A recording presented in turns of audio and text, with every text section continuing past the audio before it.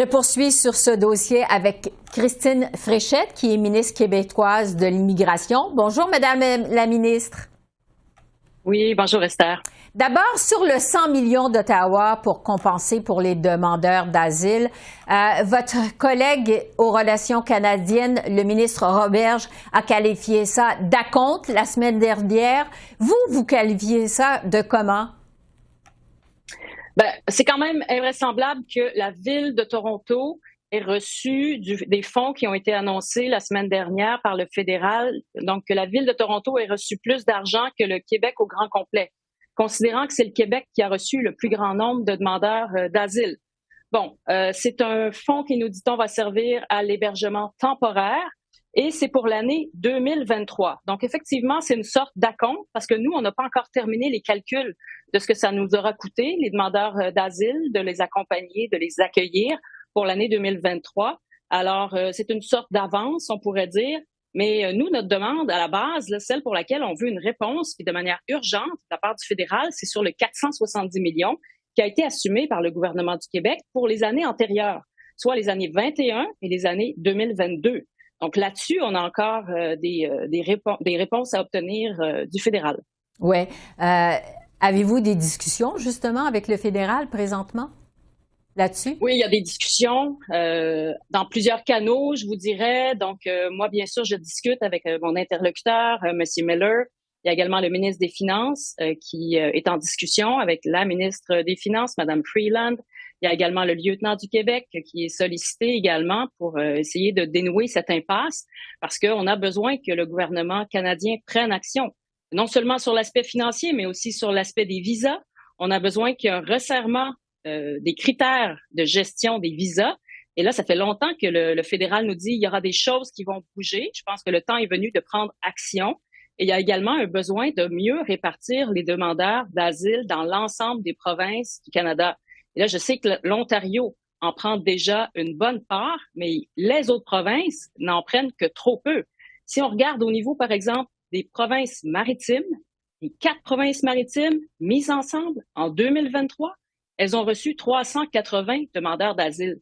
Le Québec, on en a reçu 65 000.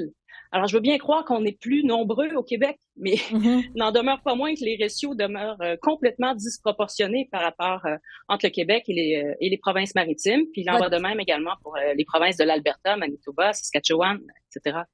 Le premier ministre Legault a transmis une lettre à M. Trudeau au mois de janvier. Il disait que le Québec avait atteint un point de rupture. Avez-vous des garanties du gouvernement fédéral au moment où on se parle? On a des intentions qui ont été exprimées, verbalisées, mais pas de garantie, non. Donc, on sent qu'il y a une ouverture et c'est pour ça qu'il y a des discussions aussi qui sont en cours. À chaque journée, il y a des possibilités d'avancer, voire de déblocage. En tout cas, de notre côté, on espère que ça va se régler dans les prochains jours. C'est vraiment notre souhait. Parce que quand on dit qu'on est arrivé à un point de bascule, c'est pas des chimères. Si on regarde au niveau, par exemple, du milieu de l'éducation, on n'a plus la capacité de développer des classes d'accueil au même rythme qu'on l'a fait depuis 2 ans. On a maintenant développé plus de 1200 classes d'accueil. On n'a plus la capacité à aller chercher des professeurs en nombre suffisant, de trouver les locaux en nombre suffisant pour continuer d'accueillir adéquatement les demandeurs d'asile qui se présentent au Québec.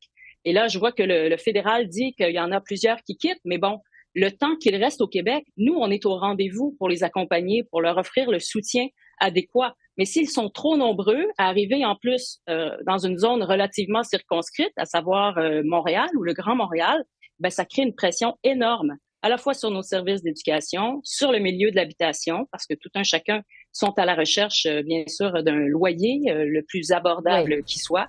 Les soins de santé également sont touchés et les organismes d'accompagnement des groupes immigrants.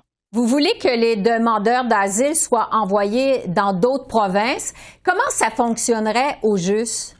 Qu'est-ce que vous proposez? En fait, le fédéral l'a fait l'an passé. Vous savez, au plus fort de la crise du chemin Roxham, le fédéral avait commencé comme ça à répartir les gens, les demandeurs d'asile qui arrivaient via le chemin Roxham, en leur proposant de s'établir ailleurs qu'au Québec pour donner un peu d'oxygène au Québec. Alors nous, on demande de relancer cette formule-là dans un mouvement d'importance pour faire en sorte qu'il y ait suffisamment de demandeurs d'asile qui décident de s'établir, que ce soit dans les Maritimes ou dans l'Ouest canadien. La façon qu'avait utilisé le fédéral l'année passée, c'est que c'était sur une base volontaire et les gens étaient invités à prendre l'autobus pour se diriger vers une autre province. Donc, nous, on demande de relancer cette formule-là parce que on est proche du point de rupture et on veut pas y venir à ce point de rupture. Il est important pour nous d'offrir aux demandeurs d'asile les services auxquels ils ont droit, qui sont inclus dans notre panier de services pour les gens avec ce statut.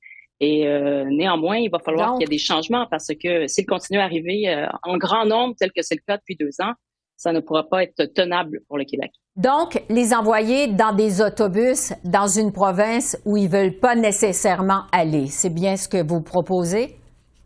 Je réitère que l'année passée, c'était sur une base volontaire. Et nous, on est d'accord avec l'idée que ce soit volontaire à nouveau. L'idée, ce n'est pas de forcer les gens, mais c'est de dire, bon, maintenant, vous êtes au Canada. Vous savez, beaucoup de ces demandeurs d'asile, ce qu'ils visent dans la vie, c'est de venir s'établir au Canada. Est-ce qu'ils veulent être absolument au Québec? Est-ce qu'ils veulent être absolument à Montréal? Je doute que ce soit le cas de la totalité des demandeurs d'asile qui arrivent au Québec.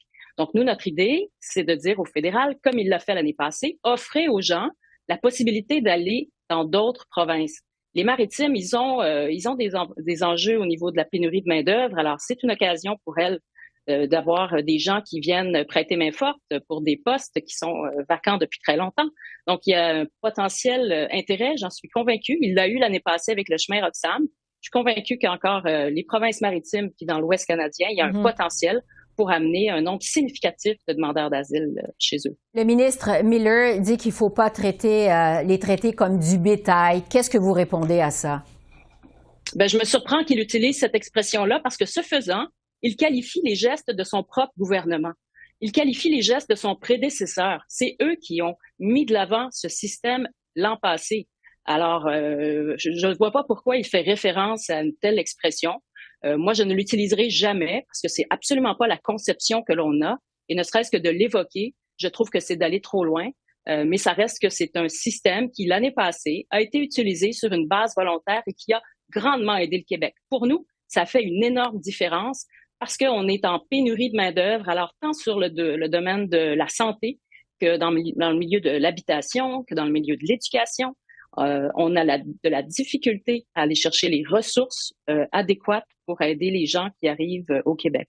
Oui, mais sur une meilleure répartition, avez-vous des garanties fermes d'Ottawa au moment où on se parle? Non, on n'a pas de garantie ferme. On réitère notre demande. Il semble qu'il y a déjà un certain nombre de demandeurs d'asile qui soient amenés à s'établir ailleurs, mais je dois vous dire que ce n'est pas suffisamment perceptible pour le Québec. L'impact pour le Québec n'est pas à la hauteur de ce qui est requis pour donner un peu d'oxygène à l'ensemble de l'écosystème d'accueil puis d'accompagnement des demandeurs d'asile. Alors, il faut que ce soit fait d'une manière plus importante, comme ça a été le cas il y a 1 an exactement avec les demandeurs d'asile du chemin Roxham. Sur la réunification familiale maintenant, le ministre Miller dit que le Québec est en retard face aux autres provinces canadiennes. Il parle des limites que vous imposez. Comment vous réagissez à ça?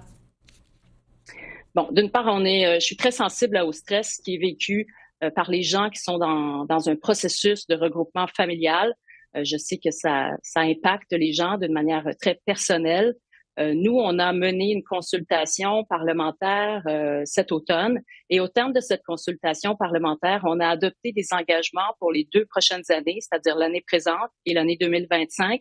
Et en matière de regroupement familial, ben on est resté, je dirais, dans une stabilité par rapport à ce qui prévalait au cours des 10 dernières années. Au moins, les 10 dernières années au moins, sinon plus, les accueils, les admissions plutôt, dans le domaine du regroupement familial ont été d'autour de 10 000 admissions par année et c'est là où on se situe.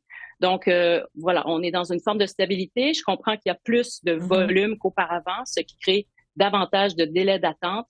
Mais voilà, ça, c'est ce qui a été adopté pour l'année présente et l'année 2025. Donc, en 2025, on va tenir à nouveau une consultation pour définir nos orientations pour les années qui viennent. Christine Fréchette, ministre de l'Immigration au Québec. Merci beaucoup. Merci de votre temps. Merci à vous. Bonne journée. Merci, au revoir.